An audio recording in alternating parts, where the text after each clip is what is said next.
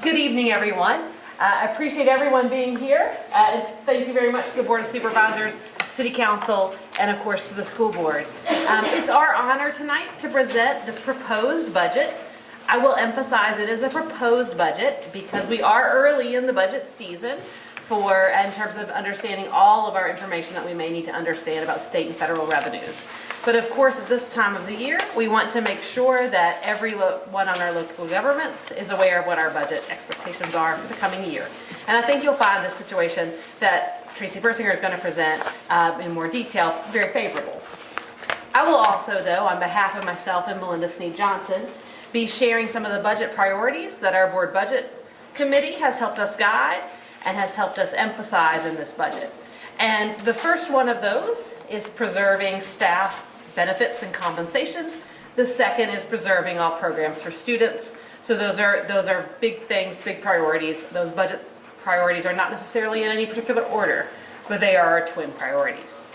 You have a packet in front of you, those of you all who are local officials in the room, that is a PowerPoint kind of packet. I'm so sorry to have my back to some, I understand the position of the podium. If you'll open that to the very first page, there's a section here of budget development, and I'll give you a very brief overview of that page because that information may be of immediate help to you. This is, again, unique as we focus on our priorities to include high student engagement, future readiness for the community, which is the preparation of our students for their actual adulthood, and communications. Those are our priorities from our strategic plan that you all have also helped us develop and support. As we move through this process, we again want to say thank you to our school board members who also serve on our budget committee. That is an additional assignment for those individuals, and that's Jonathan Arrett and John Littleton. They have been serving faithfully on that committee. And again, we want to remind everyone that we're bringing you this presentation tonight in part to meet a specific Code of Virginia requirement. That explains the timing. There will be additional information later, and we might say, well, why not wait till later? The reason we do it now is to support everyone in their budget processes and to make sure we honor the Code of Virginia. Specifically, the General Assembly adjourned on February 22nd, 2025, and approved a budget that is more favorable to AHPS in regard to some state funding. A new calculation tool related to that budget was recently released, was released thereafter, and this budget information you have is based on that. So with that, Melinda Sneed-Johnson and I certainly owe a debt of gratitude to Tracy Persinger, who will carry you forward for some more of the presentation. Thank you, Ms. Moore. Okay, on the first slide there in your packet with some figures on it, this is what we are expecting it compares the fiscal year 25 to the fiscal year 26 governor budget. Our ADM is down from 2630 to 2565, so of course we aren't expecting to get as much money from the state as we did last year. This goes through every line for your basic aid, sales tax, textbooks, etc. You can compare the numbers and see what we're expected to get from the state. The next page continues with the state revenues. You can see each line. It has the project graduation, special education tuition, your totals at the bottom. You can compare it and see we're not getting a whole lot more from the state on our budget this year. The next page is the federal revenues for our Title I, Title II, Title III, 4, 5, all our federally funded programs. We are down $1,500,000 because of the CARES Act. That money has went away, so we no longer have it. We spent all of that money down to the penny. So that's our total of federal money that is expected in revenues. The next page is the anticipated local revenues. The local appropriation is what the city and the county contributes to the school system. The miscellaneous other that is down is from the Alleghany Foundation. Their grant for our communication staff member has ran out, so that's the difference in the miscellaneous other on the anticipated local revenues. On the next page, there's your total state, total federal, local total, and the grand total of the budget for the year. And you notice overall it is down, but like I said, that has to do with the CARES Act. We no longer are getting consolidation money. We get our last payment of that here in April. We will not have any for next fiscal year. That finishes up our consolidation grant. That's also reflected as in that too. There's a pie chart showing how much is state funded, local funded, and federal funded. And then we have several supplemental funds outside of our general fund. We have the Jackson River Governor's School, and that's the next page, and it shows you our revenues and expenditures for the Jackson River Governor's School. We have a textbook fund, and this shows you the beginning balance, the expected expenditures, and the net cash balance for the textbooks. The Fund 10, which is the school construction fund. This is the beginning balance of it. We have been using it a good bit. This takes care of projects that so we don't have to take them out of our general fund budget. This is money that was given to us by the state to use on construction projects or to help redo things in the schools. Fund 11 was a track project. We don't have a whole lot left from the track project, but we do still need some things for the track, so we will be looking at spending some more of that on the track. Fund 14 this is our joint school division incentive, which was from consolidation. This shows the balance of what we have on it, but we will be getting another $600,000 in April that will add to that for us to spend on consolidation things. And Fund 15 is our food service. Food service is a separate fund from our general fund, and this shows our revenues and expenditures for food service. And that's pretty much it for the budget presentation. We're going to open up for questions. That's fine. We just again want to reiterate all our thanks for support that we receive from all of the governments that are involved in the schools. Really appreciate that, and we are happy to receive questions if there are any. And I did want to mention two other things. Our employees in that budget have a step increase, and our insurance went up 6.1%. And we are asking for level funding from the localities. Question. The enrollment at the governor's school is how many students?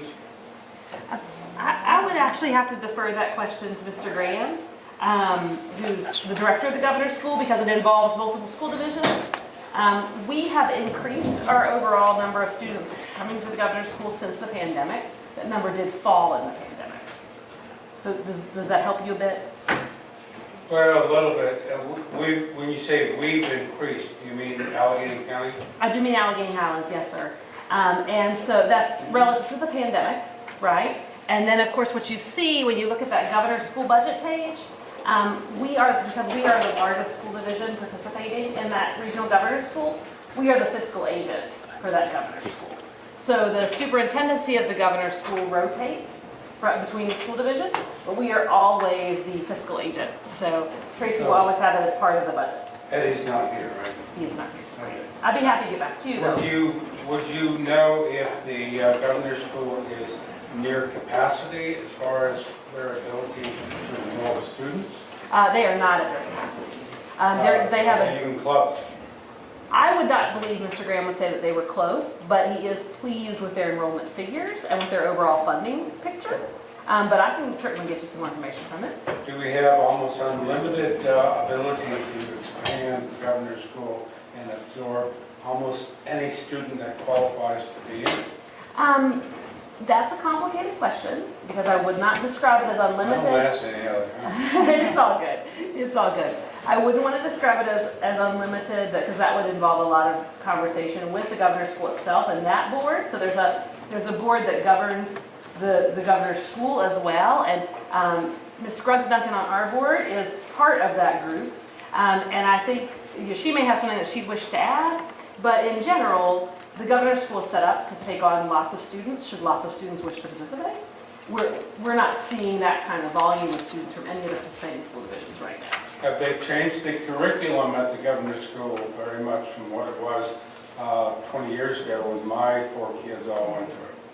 I would say it's changed since that time. They've also made refinements to the curriculum so that the students leave with lots of different certificates. So there's a lot of information about that, and I want to make sure that I acknowledge that Mr. Graham would know that much more deeply, but I'm happy to say that I think the curriculum's in a good place, and it's kept up with the changing times. It also allows students to access associate's degrees and some other certificates that Mountain Gateway offers. So our friends at Mountain Gateway have done a really nice job by those enrolling students. They really can achieve a lot through the governor's school.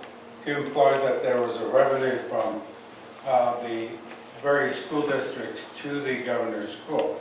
Is this actually a money maker, or do we lose money on the governor's school? The governor's school was set up to be very fiscally responsible. So the governor's school is absolutely solvent. I wouldn't describe it as a money maker or as a loss, but I'd certainly defer to you for real detail on that. Is that correct? Yeah, I don't believe we're losing money on the governor's school. Good. Tammy, do you have anything else to add? Well, there are so many options now for high school students to be taking college classes that the governor's school is no longer the only way to go that route. I mean, the dual enrollment, we have a lot of students that are seeking to gather as many college credits as possible before they graduate from high school. And we do have students that are graduating, like Mountain Gateway's graduation is the weekend before our high school graduation. These students technically graduate from a junior college the week before they graduate from high school. So we have a lot of students that seem to be taking advantage of that. And so, of course, they have to choose. So the governor's school may not be packed, but it's great. It is a great program, and they are running it as efficiently as possible. I don't know how else. I don't know how. Yeah, well, I know Eddie. I can talk to him if I need to. Yeah. He does a real nice job keeping that program very up to date, very solid. Yes, he does. Any other questions? Lance? Kim, but what we're saying is the budget's just, it's no increase across the board, right? Yes, that's correct. And of course, Tracy can speak to that in greater detail, but it is level with your previous 2 years, perhaps previous 3 is what I should say. And of course, you know, there are inflationary pressures. Those things do exist. Want to make sure we're candid about that. But the joining of resources across the Alleghany Highlands has placed some downward pressure on some of those costs. And we're very pleased to report that to you tonight. That's good news. Thank you. Any other questions? Just a comment. Okay. The composite index number, the lower the number, the more you receive, correct? Yes, basically the way that works. And it's all, that number is derived between all of the counties and cities in the state and all the school districts. The only reason I'm bringing it up is I read an article the other day, and I don't want to get into politics, but if Fairfax County, Northern Virginia has the loss of jobs that some are predicting, their unemployment rate may go, you might get into the 30%, which is also going to affect real estate values. We just all had assessments, ours went up, theirs going down. Believe it or not, more money may go to Fairfax and less to us. I don't have a clue how that's going to end up, but somebody better keep their eye on that number, because what happens in Northern Virginia will definitely affect us here in Alleghany County. But that's wise counsel. There's a lot of things going on with the funding formula itself. It is, and it's a little, it's complicated to understand. Appreciate that. But that one amendment makes a heck of a difference. Things that happen in Fairfax will affect us.